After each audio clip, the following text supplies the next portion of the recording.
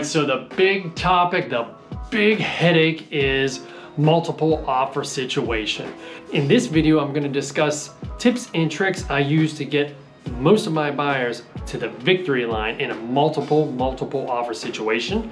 And also sellers, what should you be looking for? How should you negotiate when you have multiple offers? What puts you in the best situation? You ready? Let's make it happen. All right, so what you're looking at here is a Google form spreadsheet where I will put the property address in. I'm the listing agent on this multiple offer situation. And then what I do is I share it with my sellers. So you can see we had 8 offers. 1, 2, 3, 4, 5, 6, 8 offers. So instead of me going over to their house or trying to do remotely and pulling out 8 different contracts, leafing through each page to see what the heck is going on, I just pull all the relevant data. The agent name, I just do that for my own reference, so I know which offer is going to win. The price, hand money, these are the critical things off of the contract. Settlement date, type of financing, home, pest, right on, yes, yes, yes, no, no, no, appraisal contingency. Again, this is the Pittsburgh market. Are they asking for a home warranty? Is there a price escalation clause? So now sometimes when I do this, if all of their answers would be the same, let's just say they're all doing a home inspection, I will pull this column out. Doesn't mean it's not important. So let's look at this from a buyer's standpoint. I always like price escalation clauses as a buyer's agent and a listing agent. So I can go in as a buyer's agent at a number that I'm kind of comfortable with, but I still have room to move up. So let's look at this other one here. This offer, I must have had the list price on this at $249,471. I always do odd numbers. So they probably came in at full price. I always look for at least 1% hand money, unless we're talking luxury, it's sometimes bigger. Settlement date is going to be up to the sellers. I find that information out ahead of time or even after, before we counter what is preferred to them. Type of financing, well, if you're a buyer, cash is the best, conventional is the second best, FHA, VA, FHA 203K, anything else after that is the least appealing because cash is easy to close, conventional is next easiest to close, and the other ones are a little bit tougher, could have a little more challenges. So when constructing your offer, you're going to want, obviously, I usually go in full price. I put a price escalation clause in. Whatever my buyer's highest number is I will do $1,000 over the next highest offer. It's just coincidence that these guys did too. Why do you do $1,000? Why not $1 over the next highest offer? So the way the price escalation clause works, PEA is price escalation addendum, is this buyer is telling my seller, I will go $1,000 over the next highest offer above mine, capped at $254,471. So what I do is I go $1,000 over. You just don't want to go $1 over, because what if somebody else has a price escalation clause that's $2 over? You don't want to get stuck. You don't want to be too terribly cheap when you're going after these.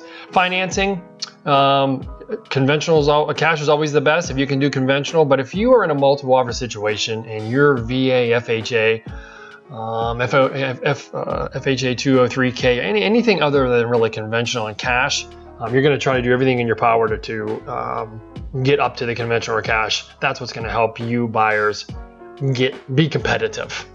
The next thing is, and you notice here you don't see home sale contingency addendums here anywhere. If you have to sell a home in this market, or if you know you're in a multiple offer situation, you're going to gravitate to the bottom of the pile immediately. So for me as a listing agent, what I look for is type of financing and do you have a home to sell. All right, so I try to convince all my sellers, I'd say 80% of them will get the house pre-inspected. So that's a seller point. Seller, if you want to maximize multiple offers, get your house pre-inspected. Because what happens is, you can see here, these top 3 buyers, 1, 2, 3, they're doing a home. They've elected to do, this house was pre-inspected. We already gave them a neutral third-party ASHI certified home inspector's inspection. It's not Uncle Jim that we control. It's a legit home inspection. You could call this company pillar to post out of the yellow pages or go off of Google and get the same inspector. So we already did that for you. So for you as a buyer to say, I'm going to make a contingent upon doing a home inspection, I'm going to make a contingent. No, we don't do pest and radon. So if you're going to make a contingent upon doing a home inspection, we already gave you, the seller already gave you an inspection to look at. You might have just bumped yourself out of a very tight race. Now, these are all tight races, so every little detail matters. So the winner here was one of these two. I'm not really sure which one at this point because it's green. That's how I know. I think it may have been this conventional one. But you can see no to the home inspection because we already gave them one. We already told them what we're going to fix and what we're not going to fix. A pest inspection, buyers, if it comes back with termites in Pittsburgh, it's maybe $1,000. So you're going to really, you have all these other numbers and all this other stuff. You're going to risk losing the house over $1,000 pest treatment you might have to get. Radon, it's no more than $1,000, $800 to $1,200. Again, after all these numbers you're negotiating and everything else, you are willing to risk the deal over $2,000 right there. If they both come back with termites and high radon. Appraisal contingency. If you're putting in an appraisal contingency saying, yes, this deal is contingent upon, and the more contingencies you have in, the dirtier it is. Makes it dirty, makes it dirty, makes it dirty, makes it dirty. We'll get to this next. Makes it dirty. Appraisal contingency says to the seller, yep, if it doesn't appraise, we get to renegotiate. We get to either ask you to come down in price, or we just get out with our hand money. So your hand money is $3,500. I'm not going to know how important, or $2,500. I'm not going to know how important that is to each individual buyer. But having this appraisal contingency in there can wipe you right out of the mix. So you risk losing your hand money. And listen, buying post-COVID in the seller's market with interest rates in the 2% range, yeah, you're going to have to take some risk, buyers. So I'm giving you tips and tricks to make it through. And these tips and tricks I'm giving you are what I tell my sellers to look for. Go conventional. Do whatever you can to go conventional. Most can't go cash, I get that. If the house is pre-inspected, sometimes if it's not pre-inspected, don't put the home inspection contingency in there. Now, some sellers will allow you to do a home inspection even though the house isn't contingent. If you waive it, by law, they don't have to. So maybe you waive it and you ask them if you can still do it for peace of mind. And then if you don't like it, you can just cancel and then lose your hand money. Pest inspection, I already went over this. Pest and radon, the max is, I know, $1,000 or $1,200. I would not, if I love the house, I would not make it contingent upon that. Appraisal contingency, your hand money is at risk again. So even if it doesn't appraise and you have this in there, well, my sellers are doing it like, okay, it didn't appraise. Tough crap. You want the house? You're just gonna have to come up with extra money. So, and a lot of times that's happening. Home warranty, I mean, you've got to be, I'm just going to say, you've got to be stupid to put a home warranty request in a multiple offer situation. Home warranty is $500. Again, this is a tight race, man. Think of like a car race, come down to the finish line in a couple seconds. Every little detail matters. Every one of these columns is a detail. $500, get your own home warranty. Have your buyer's agent get one for you. I mean, don't make the deal contingent upon one. As a buyer's agent, I never it's the first thing I pull out, and I tell my buyers, we're not going to make this deal contingent upon a warranty. Everything else, all these other details could line up perfectly. You could be in the top two. They are all the same. The only differentiator is maybe the person you're competing against doesn't have a home warranty. That buyer or that seller will go with that one. Don't ever make your house your offer contingent upon a home warranty, getting one in the seller paying for one in a multiple offer situation. Price escalation clause, I started talking about it. I get so excited.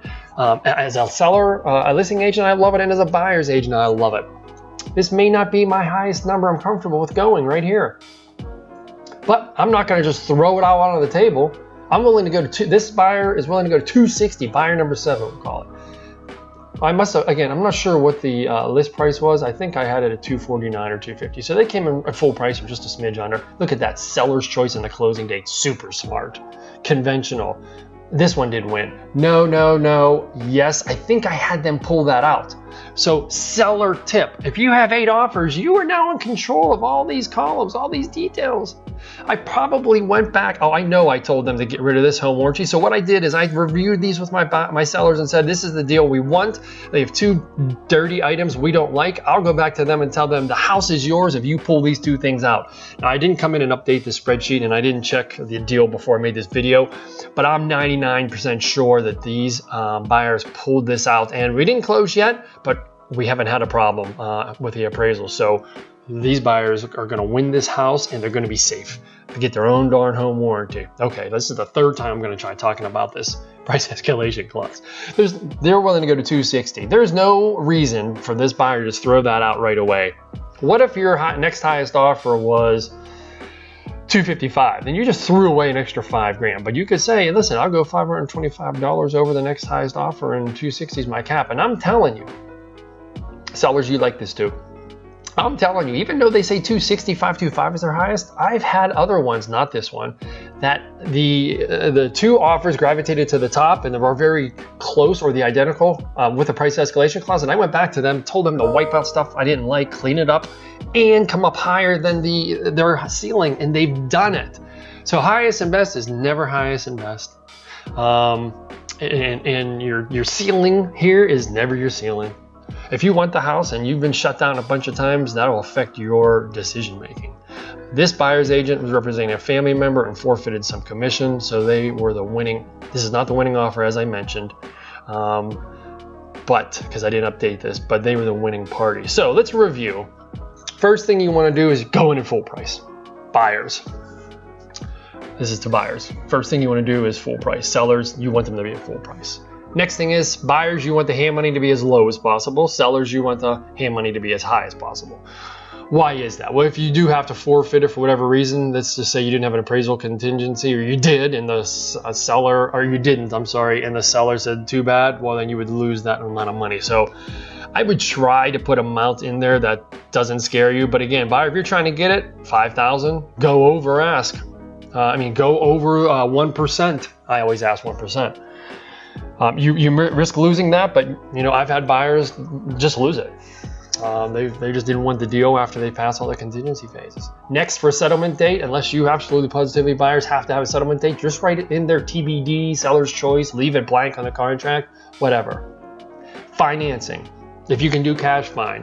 If you're not conventional, you've got to do everything you can to get there, even if that is not putting offers on houses for another year in order to save up money to get out of that FHA. That may be what you need to do. Home inspection, so it depends on the house if it doesn't have a pre-inspection. If it has a pre-inspection, I say you just waive it. I recommend my buyers just waive it. Do not make it contingent upon a home inspection. If it doesn't have a pre-inspection, but your agent's top agent, and they say, hey, listen, I think it's a pretty solid house. Of course, you can't pin it on your agent. My agent told me to take the house without a home inspection. No, they're giving their opinion, pretty solid house. If you buyers are in the contracting field, or you have some familiarity with the house and you feel it's pretty solid, and I've represented buyers this way too, without a pre-inspection, just waive the home inspection. I would never do an inspection or a pest inspection contingency, a radon inspection contingency, if I know I'm in a multiple offer situation. This is why sometimes buyers agents will ask the sellers, well, how many offers are there? If there's 2, okay, maybe you risk leaving some of the stuff in. But if you're against 8, 12, 17, you've got to make this as clean as possible. For it to be clean, it's got to be really uncomfortable to you, because that means there's the least amount of contingencies. Appraisal contingency, buyers, I don't recommend doing it. I just don't recommend doing it. That could be the difference between you winning the offer or not. Your hand money will be at risk, but again, you can keep looking at houses and losing for the next 4 months or whatever. How much value does that have? Maybe that's a $2,500 value to you. Home warranty, foolish, man. Foolish to put a home. I don't even care. Listen, if I'm representing buyers and the sellers offering the home warranty, but I know I'm going against 7 other offers, I even point it out and tell the listing agent, please point out to the seller they can keep the $500 home warranty. We don't want it. We don't want to deal contingent upon it. And that opens up some eyes on the other end. Price escalation clause, if you can do it, do it. Now, not reflected in the spreadsheet are a couple other buyer tips and tricks. One is always write the love letter. Always write the love letter. Google it. Buyer love letter when making an offer. Go to YouTube, whatever. Always include photos of you getting married. If you're not married, you and your pets. If you're don't have pets and you're a young buyer, you and your parents.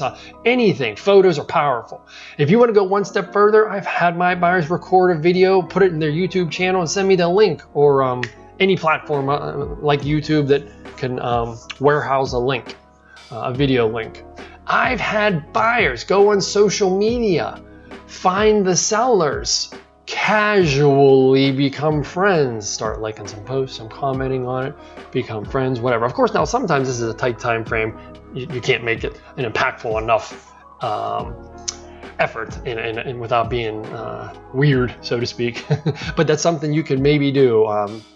I think Facebook's a little personal, but maybe Instagram, you follow them, you start liking all their posts, watch all their stories, throw up 100% emoji in one of their stories, whatever, something like that. Use your own judgment.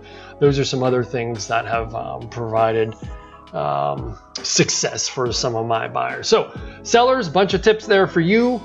Sellers, listing agents, buyers agents. I hope you really grasp this, and I hope this helps you win your multiple offer situation. And sellers, I hope this helps you get the most out of your property when listed.